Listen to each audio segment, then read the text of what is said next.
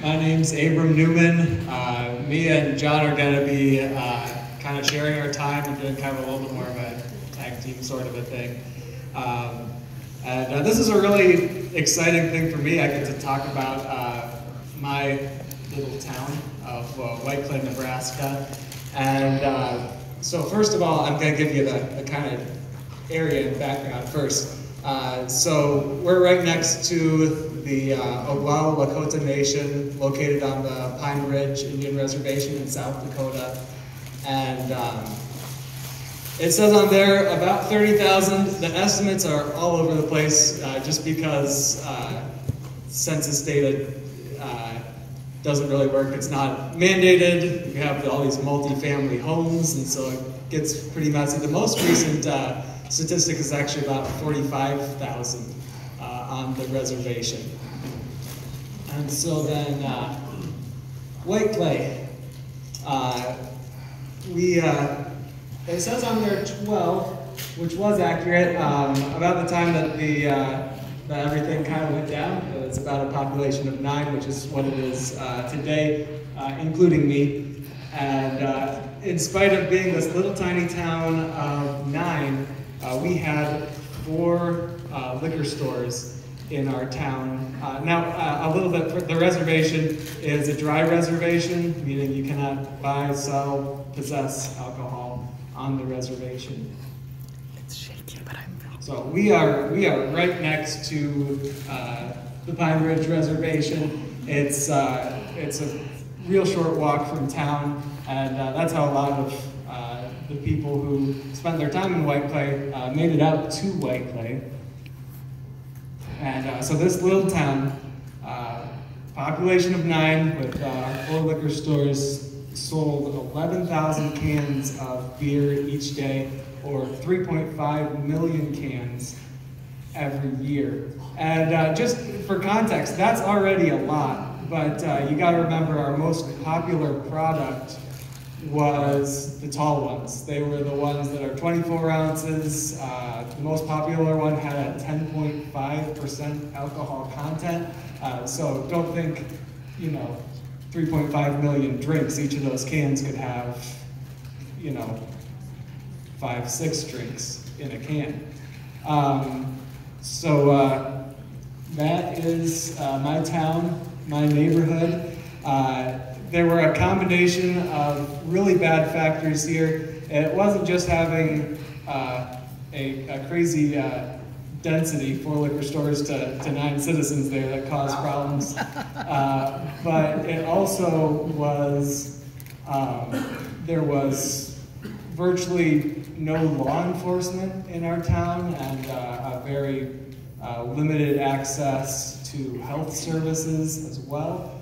And so it wound up becoming a really bad place. It wound up getting to be a place where people would come and hang out for their whole day, or even where they would live year round, even in some pretty difficult, northern Nebraska winters. And so it was a situation where you call the cops, no one was going to come for you. You call the ambulance, you might get service, but oftentimes with serious stuff we didn't get any ambulance service. And there were no public restrooms, so people would urinate, defecate all behind the buildings. It was a really bad situation. Until April 19th, the Nebraska Liquor Control Commission voted unanimously to close the Whiteclay liquor stores.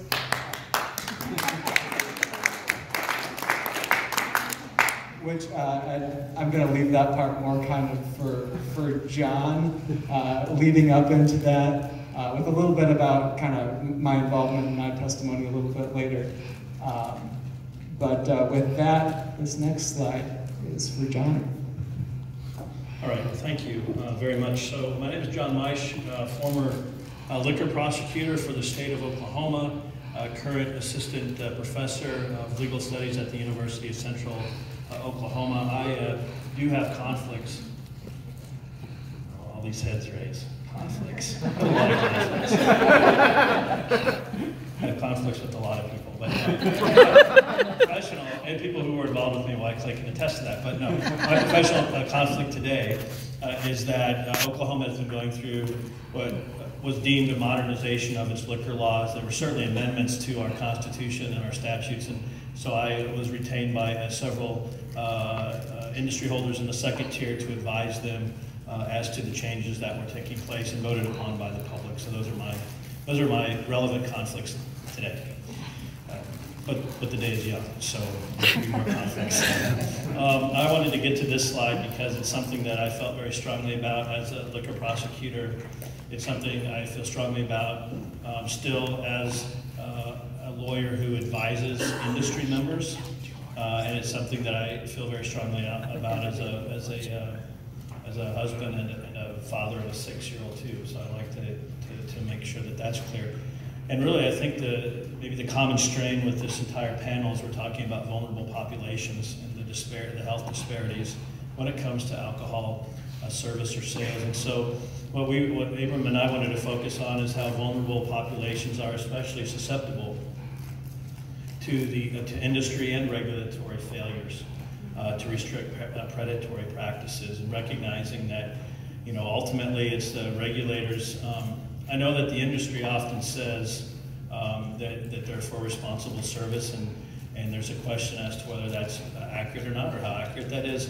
We know that regulators' responsibility is to ensure safe and moderate consumption, if any consumption at all. So what we want to talk about today, and what we've been asked to talk about today, are these failures and how they impacted a particular vulnerable population of the Oglala Lakota Nation near Pine Ridge. So the first thing that we recognize, first of all, there's some really incredible people in this room that we work very hard with, and we're just a small part of getting Whiteclay closed.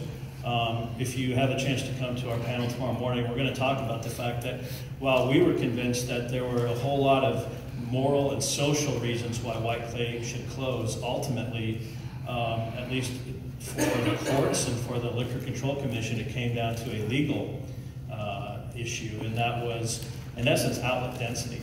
And the argument that, as you'll see here, the Nebraska Liquor Control Commission had not the option, but the responsibility. They had the requirement that they consider such things as population, traffic count, and outlet density, and adequacy of law enforcement before issuing the license.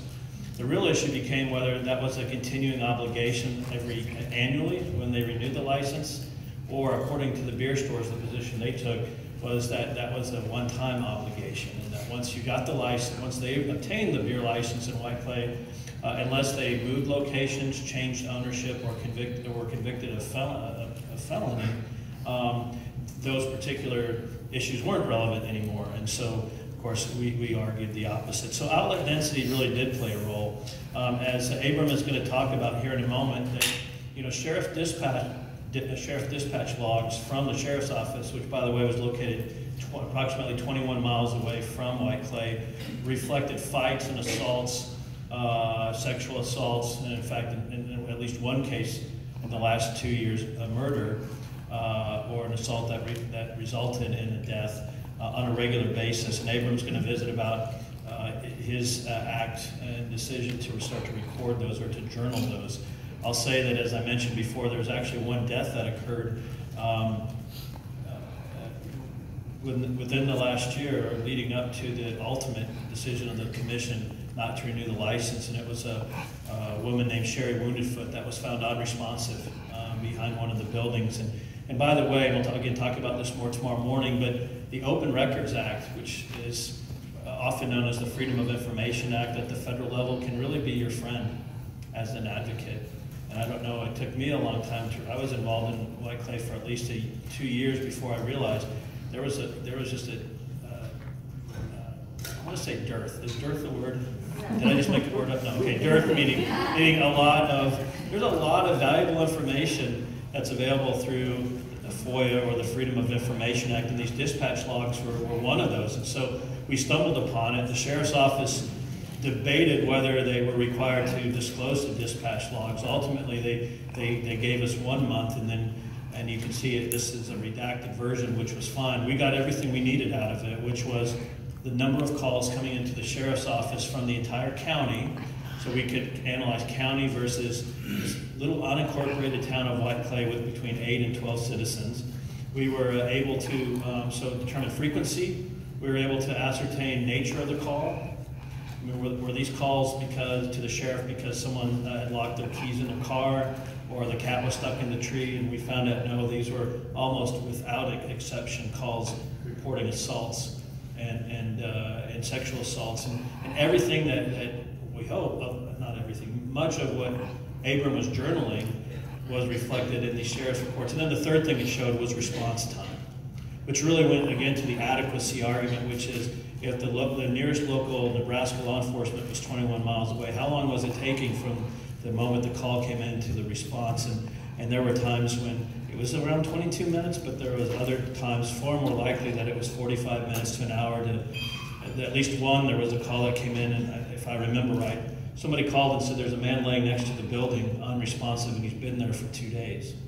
And I think it took between 90 minutes and 120 minutes for the sheriff to drive that 21-mile stretch to check that out. So that was useful. That was very useful for our effort. So as it pertains to retail outlet density, I wanted to ask Abram again. Abram was critical in that there was one of our activists, the activist, our main activist, the man, Frank Lamirdo, I think just came in, Native American activist, civil rights leader, I believe, of our generation, was able to put us in touch with an attorney in Omaha, Nebraska named Dave Domina, who basically volunteered to represent the residents of Sheridan County that were willing to protest the reissuance of the licenses. And Abram was one of those Sheridan County residents that, out of 5,500 residents, I think we were able to find 12 that were willing to protest the licenses, but a majority, or at least 3 or 4 of them, came from Whiteclay, which was useful. So I want to ask Abram to share a little bit about his journaling and how it came about, and how he was encouraged by the Nebraska Legal Aid to start keeping good records. Yeah, I got a couple problems with these slides. One of them is that there's an Abram Newman kept a journal one where there's not a John Maisch catalyzed the movement way before Abram showed up. But so I guess for a little bit of background, I'm going to have to give you a little bit of an about me sort of a thing. I came out to Whiteclay about 3 years ago, May of 2015, and I had come kind of as a result of a short-term mission trip that got me out there and really just grabbed a hold of my heart so that I couldn't stay away as much as I fought it.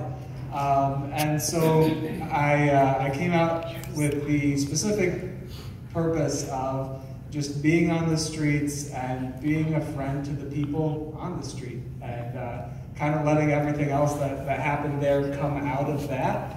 I didn't really have any intention to get involved with any activists or anything like that. I was just kind of like, I was gonna go sit on the curb and listen to people, pray with them, and just be involved in that sort of a way.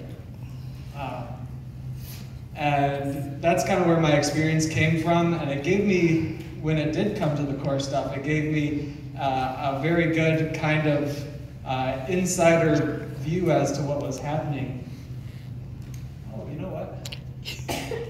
You weren't using the clicker. So I was talking about a slide that you hadn't seen. Thank you.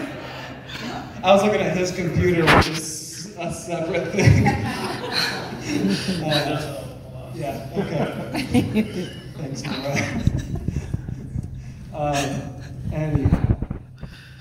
So it gave me a front row seat. It gave me, it was a friendship thing. It wasn't, one of those things where I was like me coming in and like trying to spy on what's happening on the street or anything like that. It was all through relationships. And what I saw on the street was just awful. You know, first of all, there were a lot of deaths, and most of them came in the form of cirrhosis. Other ones came from other things that can be tied to alcohol, but it was seizures, heart failure, and yeah, it was a rough neighborhood. I remember even before I moved out, I was just visiting on a short internship, and as we were on our way over to a prayer meeting, someone flagged us down and, you know, was yelling to us about his uncle being dead, and you know, go to get out of the car and find out it was a guy who had really become a friend of mine, a Vietnam veteran from the 101st Airborne who had been a POW for 2 years, and you know, he wound up dying alone there on the street. He was one of just many deaths. So it was a hard, a painful thing to watch friend after friend being taken by alcohol. But I was kind of resigned to, this is gonna be the next 20, 30, 40, as long as, you know, I can be out here, I was gonna be out in Whiteclay. We saw a lot of untreated medical issues. I had been trained as an EMT, and so I kind of put that to work, treating infections, bandaging up wounds, doing whatever I could. Oftentimes things were way outside of my capacity, but I did what I could and otherwise tried to get people to the hospital.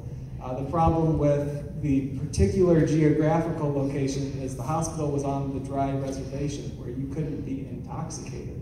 So you could take people to the hospital, but as soon as they were done being treated, they were getting taken to jail.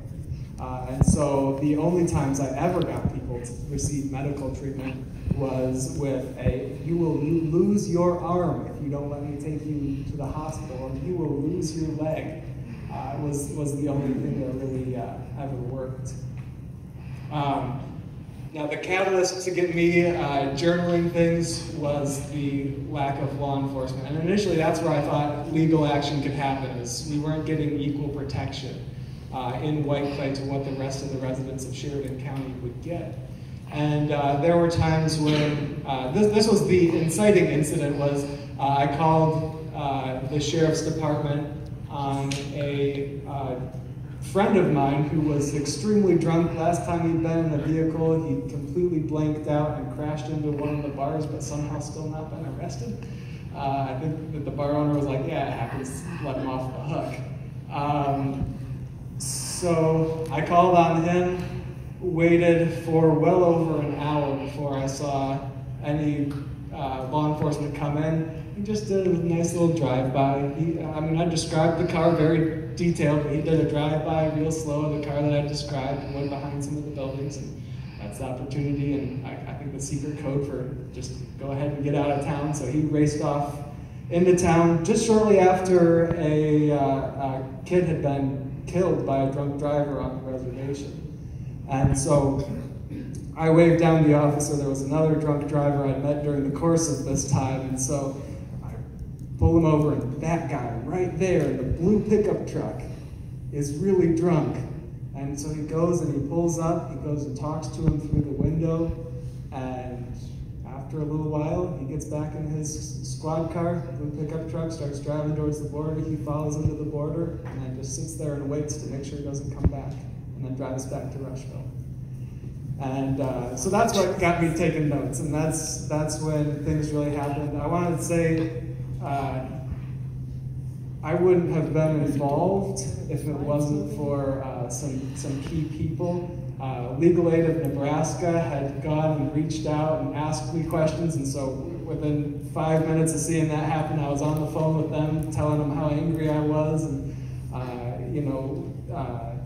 they got me taking notes. They asked all the lawyery questions to help me figure out what I needed to document. Eventually it was other people who roped me into the rest of it, which is an encouragement to you guys. There are a lot of people like me, I'm sure, in your communities too, who have anger at seeing what happens from liquor stores or other parts of the industry or lack of law enforcement, those sorts of things. Get out there, reach out, leave business cards. I didn't get involved right away, but reach out to us. And so that's what got us involved. When the citizen protestants all got their things signed up, it triggered an evidentiary hearing. Thanks to, I think, in a lot of part, John and Frank Lemire and other people who've really been pushing this issue for a long time. It was something that everybody in Nebraska had an opinion on. It was getting to be pretty high profile. And so a top-notch lawyer took on the case and kind of brought us into victory there. I think that's all I got for my slide, and I think it goes over to John. All right, thanks, Abram. So we're talking about vulnerable populations, and I wanted to mention another group. The issue of fetal alcohol spectrum disorder. I Googled the term in the Omaha World Herald, which is the largest newspaper in the state of Nebraska. And I can't find a reference to fetal alcohol syndrome, at least for 10 years, prior to an article written by Paul Hamill with the Omaha World Herald, where Paul drove up from Lincoln, which is where his office is at, up to meet Nora Basom, who is a FASD clinician, an advocate, and a mother. She and her husband Randy, over the last 11 plus years, have fostered over 160 children. All have some form of FASD, and all were born in and around the Pine Ridge Indian Reservation. And it was because an effort of us getting together that we started to address the issue of the fact that 1 out of every 4 children were being born in Pine Ridge with FASD. And because Pine Ridge was a dry reservation, the most logical place to look for access was, again, Whiteclay, an unincorporated town of 8 to 12 people with not 1 but 4 beer store licenses. And so it was really a moment about halfway through 2015 where Nora began to play a very integral role in our discussions. You will have the chance to meet Nora if you haven't already. She's here from South Dakota, as well as her colleague, Deb Evenson from Homer, Alaska, who spoke earlier today. They will be on a panel with Frank and Abram and us to meet tomorrow morning. But I just wanted to say that with respect to Nora, the issue of FASD was not on the radar screen, I don't believe, of many, if any, Nebraskans. And so it was this effort of linking the two together, the causation part, that really played a critical role, I think, in raising awareness. Now, as Frank Lemire reminded me at lunch today, he wanted me to make sure you knew, and I agree, that Nebraska did not necessarily soften up. And Nebraska shouldn't get a whole lot of awards for doing the right thing, because the fact of the matter is that they looked the other way for decades. And still, right? I appreciate it. I know Frank appreciates it. Or was that Frank? Frank appreciates that. So I don't want to come off as saying Nebraska all of a sudden became responsible. It took way too long, and there were literally hundreds, if not thousands, of lives that will be irreconcilably damaged and ruined because of that inaction. But I will say that this message of education was very important, and it became a very important part of our advocacy work. One of the things that Nora provided, and I mean this in all sense, that if there's a saint that walks on this earth that I've met in my life, because most saints try to avoid me, and maybe I try to avoid them, but it's Nora Basin and the work that she does. And the fact is that, right, that Nora, first of all, the fact that her daughter Ariana lived, and then second, got matched up with this saint. And the fact is right before the Sheridan County hearing, Nora was kind enough to spend a whole lot of time and put together every receipt, or I call them an invoice, it's not really an invoice, but every record of every medical expense that we as a society incurred on behalf of her daughter Ariana. And I won't go through this now, but briefly, because we'll talk about it more tomorrow, but just to say that this beautiful little girl, which if you saw her today, one of the most beautiful little girls, 6-year-olds you'll ever see, but was born with not a single body function, internal organ that functions properly, or will ever function properly.